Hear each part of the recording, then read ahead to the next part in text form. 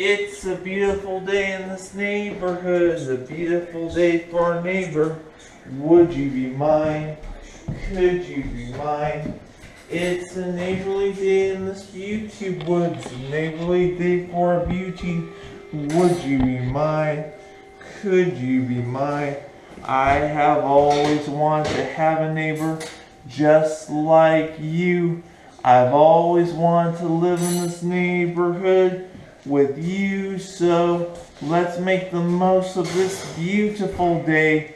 Since we're together, we might as well say, would you be mine? Could you be mine? Won't you be my neighbor? Won't you please? Won't you please? Please won't you be my neighbor? Hello, television neighbors. Here we are, visiting again today. Look what I got to show you today. This is the must-seen TV Thursday of Joey and Will and Grace, and this is the 30th edition of the book of Jumanji. Now, before I sing my song, It's You I Like, I would like to read you a quick page of Jumanji, because I have always loved to read to my to you television neighbors. So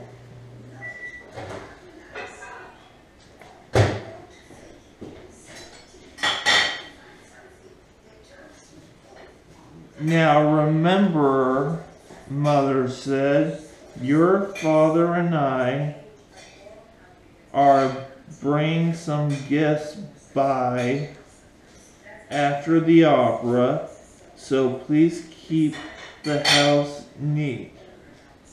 Quite so, added Father, tucking his scarf inside his coat. Mother peered into the hall mirror and carefully pinned her hat in place, then kneeled and kissed both children goodbye. When the front door closed, Judy and Peter giggled with delight. They took all their toys out of their toy chest and made a terrible mess. But their laughter slowly turned to silence till finally Peter slouched into a chair. You know what, he said. I'm really bored. Me too, sighed Judy. Why don't we go outside and play? And that was a short part of the book that I wanted to read to you television neighbors. And now I would like to sing you that song called It's You I Like. It's you I like. It's not the things you wear. It's not the way you do your hair. But it's you I like. The way you are right now. The way down deep inside you.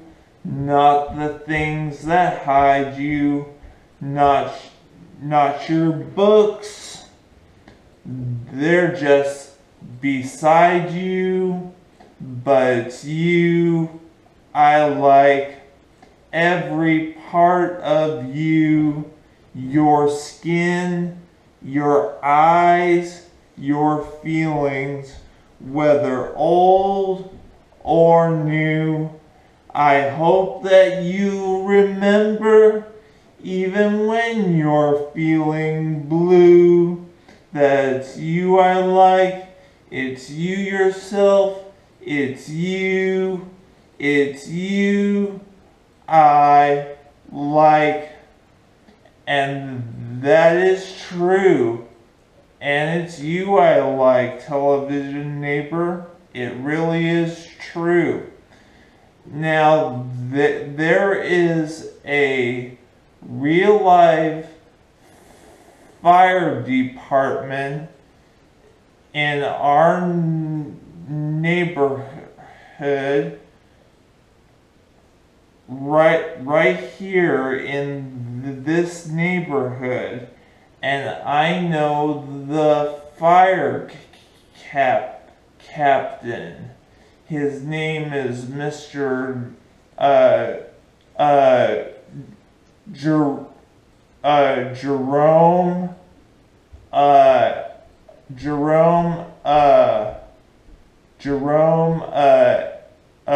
Eddie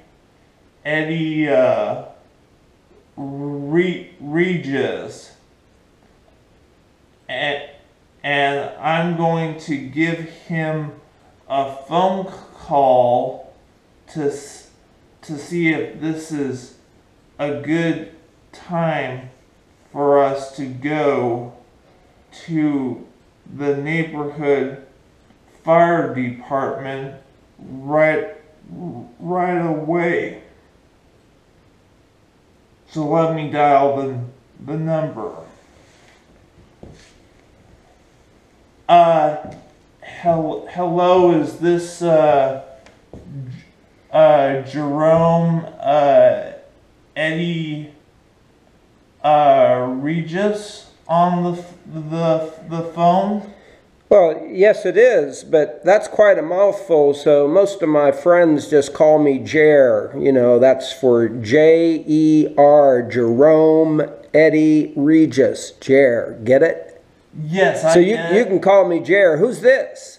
This is Victor Sprinkle from Victor Sprinkle's neighborhood. I was hoping you'd call, Vic. We just finished polishing up all the fire engines and have nothing to do, and I was thinking, you know, Victor and I talked about doing a little presentation for his television friends, and wouldn't right now be the perfect time to do it? I was just wondering, Mr. Regis, is this the perfect time for my television neighbors and I to come straight away to your neighborhood fire department? Well, let me check my calendar and consult with my commanding officer. Hang on. Okay, my commanding officer says that all the stuff he wanted me to do right this very minute can wait. So come on over, Vic. I'll be ready for you. All right. Well, let's go to our neighborhood fire department right now. Come along. Jerome Eddie Regis. Jer, at your service, Victor George Sprinkle and television neighbors. Hi. I would like to introduce you to my television neighbor. This is Mr. Jerome Eddie Regis. I mean Captain Jerome Eddie Regis. Yes, let's not forget that captain, Victor, because it took many, many, many years of hard, dedicated service and studying, training, studying to become a captain. And I'm quite proud of it. But I feel as though I've known you folks all my life, and I hope that you feel comfortable enough to call me Jer. You can drop the captain stuff. You can drop the Jerome, the Eddie, the Regis. Just call me Jer, okay? So, Jerome. Just call me Jer, okay? Jer. Whew. Yes, Victor. Now, I understand from both of my neighbors yesterday, Mr. McFeely and, Joe Negri. Yeah, I know them both. That, They're my neighbors too, you know. yes, I know. Yeah. That,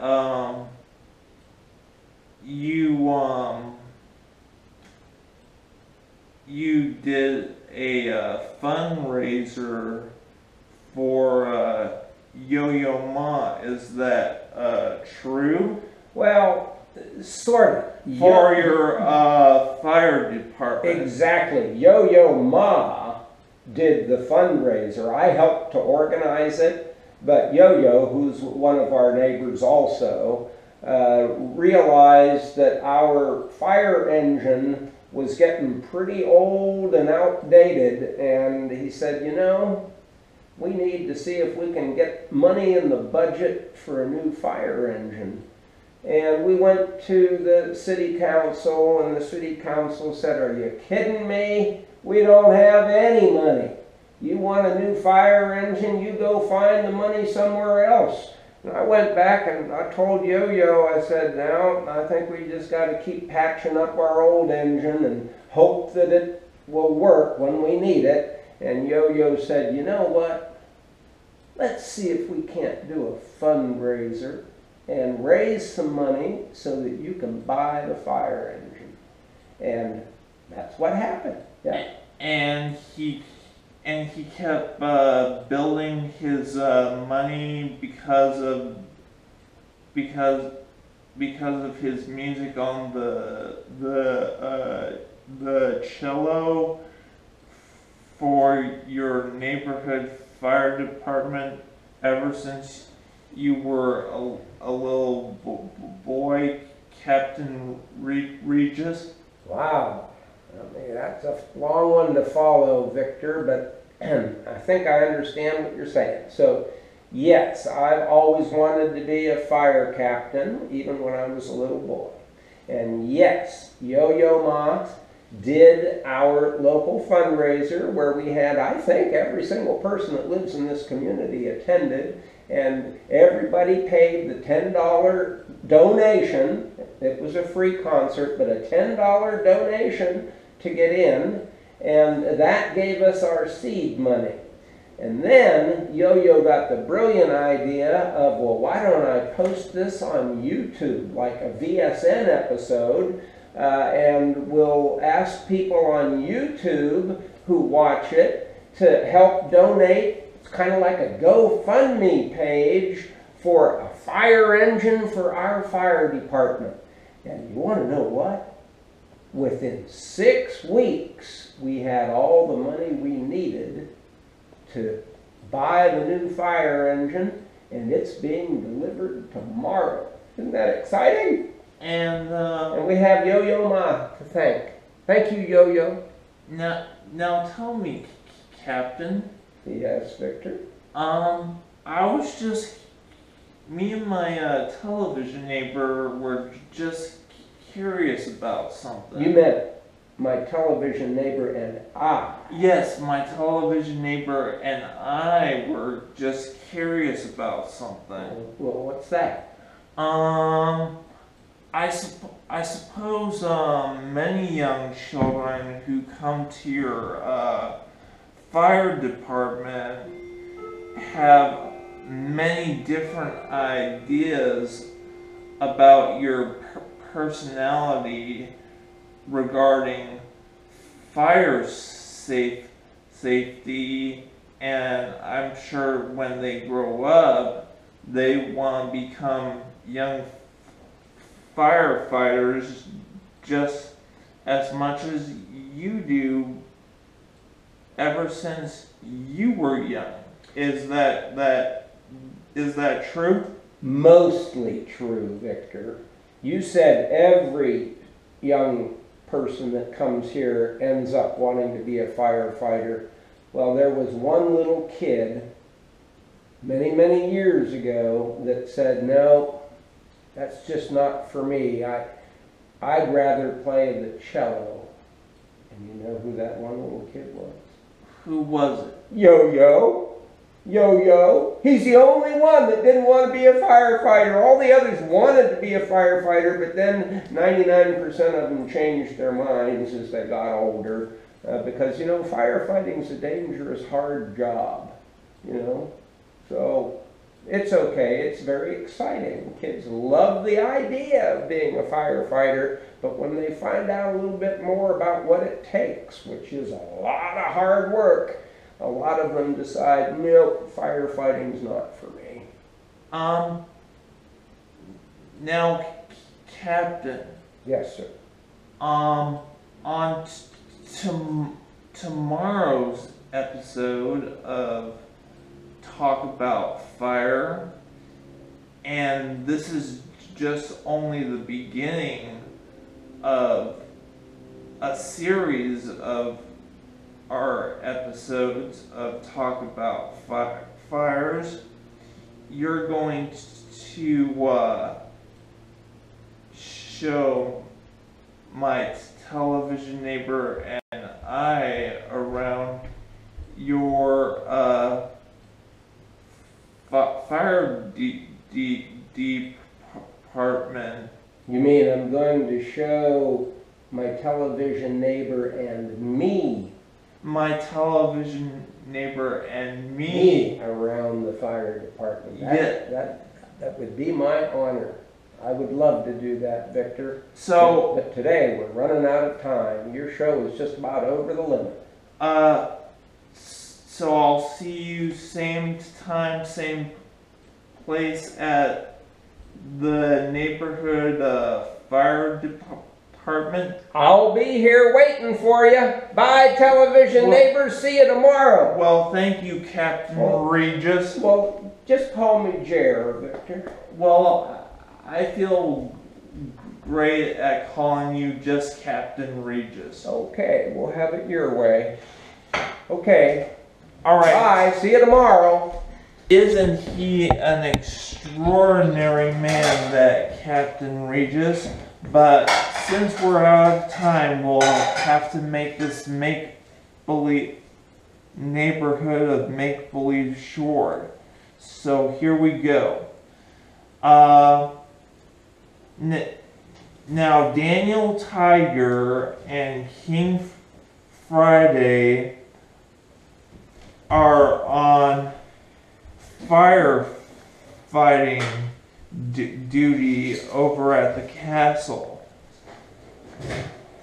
Why don't we make believe something about how their fire safety is going to work out? So let's make believe some more about that now. Alright, Trolley, neighborhood of make believe.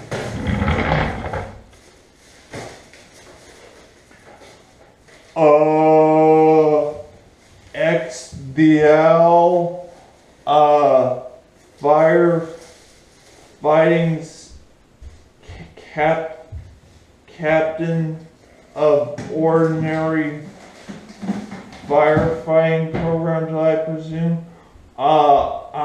I'm just your average ordinary fire safety captain and all that, King Friday. I understand that there is a new fire safety captain in the neighborhood of make-believe. I'm Daniel, and I've been practicing my fire safety skills for weeks. Well, good for you, Daniel Tiger, but we're running short. So, thank you, Trolley. Well, we'll have to make believe about how Daniel and XDL and King Friday managed to think about being the best fire safety captains they can be another time. You know, being